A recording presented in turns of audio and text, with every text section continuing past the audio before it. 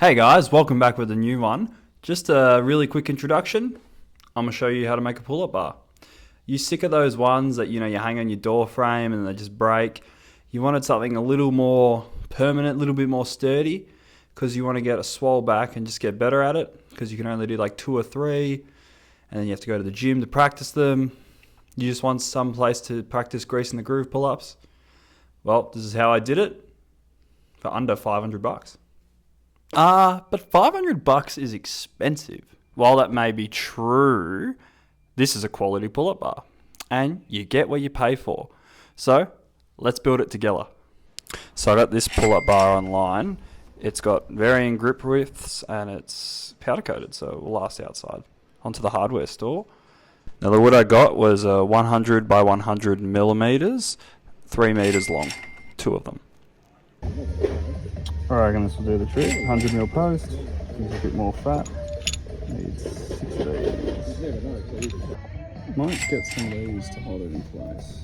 Now you want 6 bags of 20 kilos of concrete. This mix looks good, high strength. And you just drive home and here we are, ready to go. If your wood doesn't quite fit in the car, you just have to be a little bit creative. Let's get to work. Right, so you want to gather all your tools and equipment on a level surface. This is a 3 meter long post and we want 600 millimeter foundations.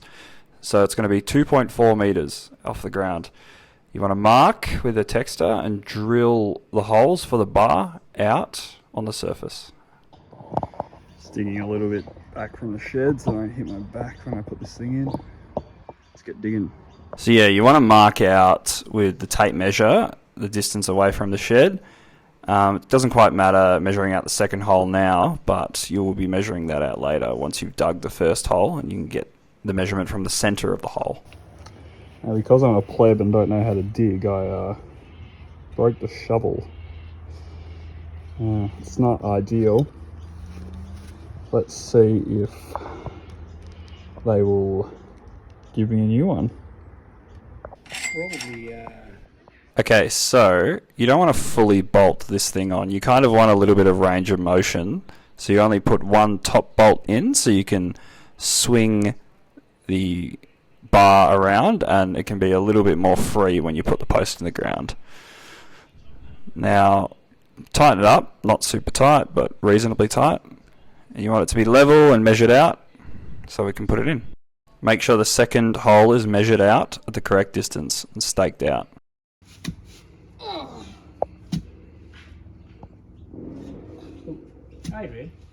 So you notice here we've got one pole hammered in, so we knew the exact distance that these 2 bars needed to be, and so it didn't bend. We need to make sure this thing is level, straight, and secure before we pour the concrete.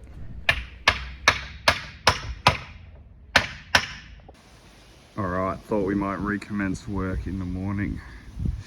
Just got to brace my inner Maltese and fill these holes in. Just going to recheck the level. The old fella's back's cooked, so yeah, I'm on my own. Hopefully I don't stuff it up too much. He's already done the main bit of it. Thanks heaps, Chris. Rightio, so it's moved a little bit forward throughout the night. It's still pretty good, but yeah, I might chalk it up a little bit more just to get it perfectly straight.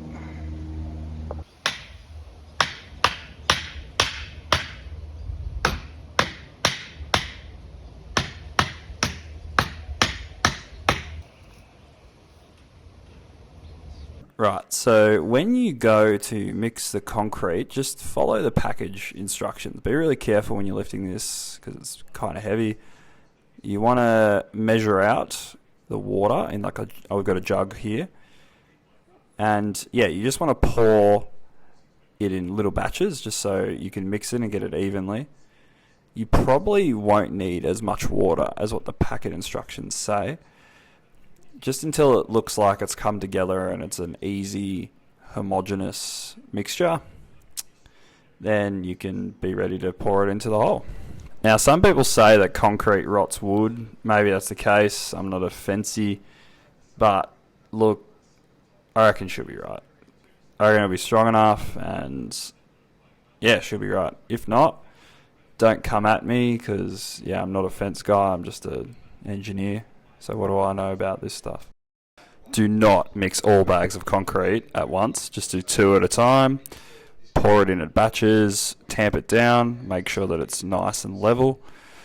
Throughout this whole process, really, it would be helpful if you had a second pair of hands. Once again, thank you to my father-in-law. I could not have done this without him. Right, There you go. Now job done. Now you got a concreting kit. I'll just have to wait. You have to mix.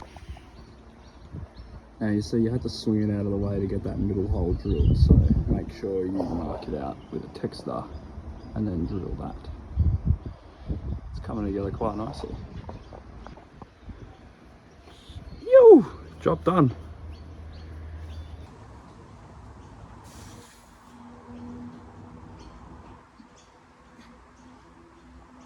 Jess, Moving that way. But I'm helping. I can't zoom in anymore, so I'm just coming in. Mix de concrete. Like and subscribe.